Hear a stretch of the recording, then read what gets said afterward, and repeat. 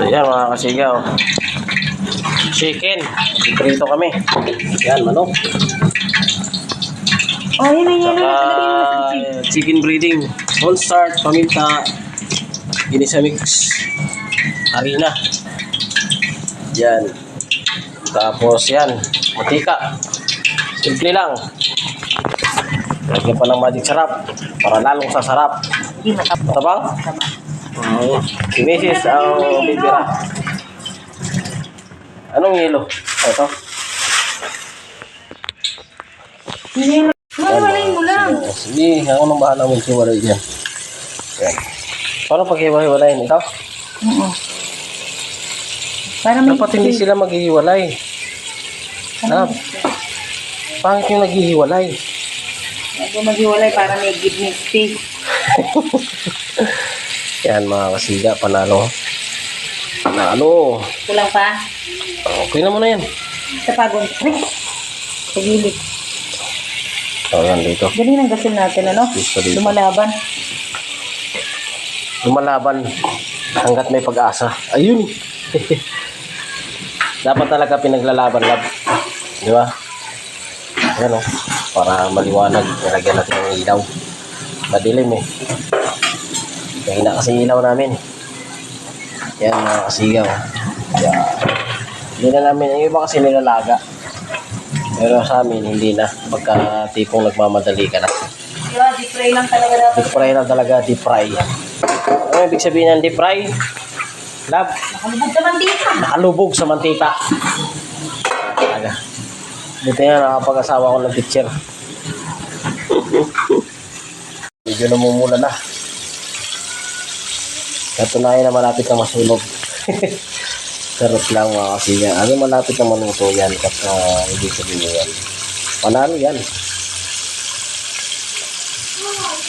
Dati kasi mga kasiga, ninunuto namin yung manok. Ninalaga muna namin bago pritohin. Pero ngayon, hindi na. Deep fry lang para maluto ng maayos. Dati kung nagmamadali ka na. Laban na. Ako na. Ako. Ito mailagay dun, sayang ito. Ha? Yung harina, sayang. Hindi earning yan, nililito lang. Oo. Ayan, mga kasiga. Panalo. Second, chicken dyan. Chicken bas. Hindi wata. Chicken. Chicken dyan. Fried chicken. Hindi daw chicken eh. Chicken. Sa'yo naman lab. Sukin. Hindi. Fried chicken. Fried chicken. Hindi, fried chicken. Sa'yo chicken. Z. J kay. Jane kay. Fried chicken. Chicken. Fried chicken nga. Fried chicken.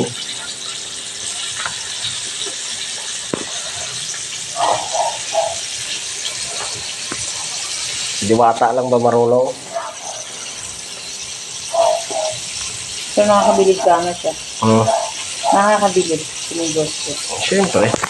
Dahil sa negosyo meron kang patient. Hindi yung laging nagagalit. Diba? Uy, Okay, hindi di-fry ang sikin mo. Ang zikin mo. lang. Iputong kamay. Ayan o. Ano na? Katabi natin yung sikin. Kasi ano ko to. Dito tayo. Sa inyo ito. Ayan. Bigay ng aming kapitbahay mabait. Ano ni Ay, Mrs. kapangit. Kapakalang dila ni Mrs. Mababait din. Oo, okay. Ito man ito.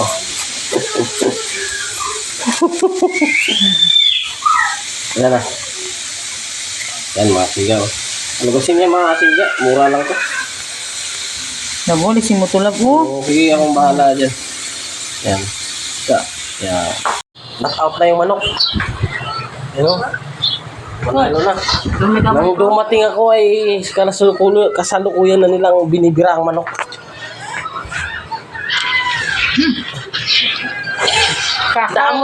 Damot ikaw ah. Siga, part 2. Fish. Fish naman. Fish.